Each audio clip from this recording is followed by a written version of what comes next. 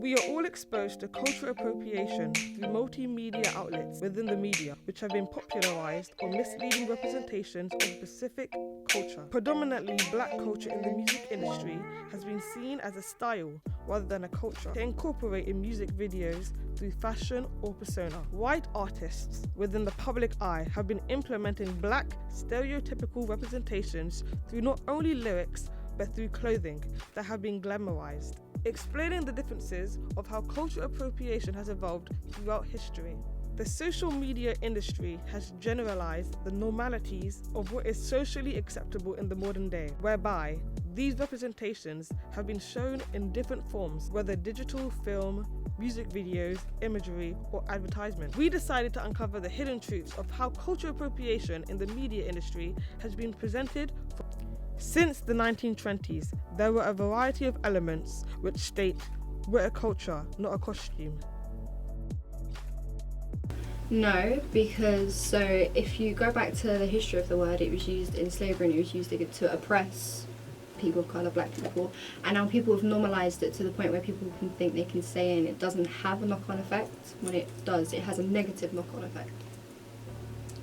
No, I don't think so, because it's offensive to certain people. That is a rude word, so if anyone uses it, it will cause a lot of negative energy and hate. So yeah, I don't think so, no. I don't think it's my position to say this, but like people say it and you can't really stop it.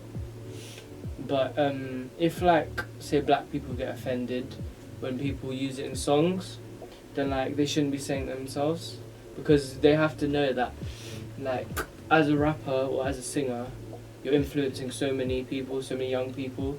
So it doesn't matter what race they are. And I don't think certain types of people shouldn't be able to use it. So for example, not necessarily everybody's shared opinion, but a white person, in my opinion, shouldn't be able to use the N-word simply because they are not of a black origin.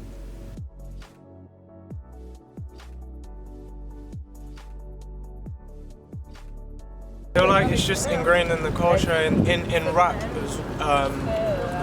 If you look at it where it came from, it was an art form for black people, and the N-word was us taking ownership of the cruelty behind it, the history behind it, and we tried to turn it into something like flip it on its head, because it was a way to look down on us, but we knew our worth and we took it and we made it, I guess, our own. I think it's influenced it positively, because you're seeing a lot more of like black history music, especially like people like Beyonce. She's brought a lot in, which also educates and celebrates. So it's a split. So you've got people who appreciate it, who know their limits and know when to stop, and then there's people who appropriate it, where like it's not your culture, it's not your dress up, it's not your fancy dress, it's not your Halloween costume. So I guess there's a line, there's a limit. Yeah, because if people want to try things out and do it, like they can explore other cultures, then I think that's a good thing. I think some people appreciate it, but then others don't. Like they still use the N-word, and then they'll like do like the blackface thing and stuff like that. I think it's definitely changed probably in the last 10 years. There's a lot more black singers, and I suppose there's always been a lot of black musicians, because it's kind of been part of the culture for a long time, but I suppose now they've got a real kind of got their own position in the music industry. And I think people have seen the success of the likes of Jay-Z or Kanye West, and people that can really create their own movement.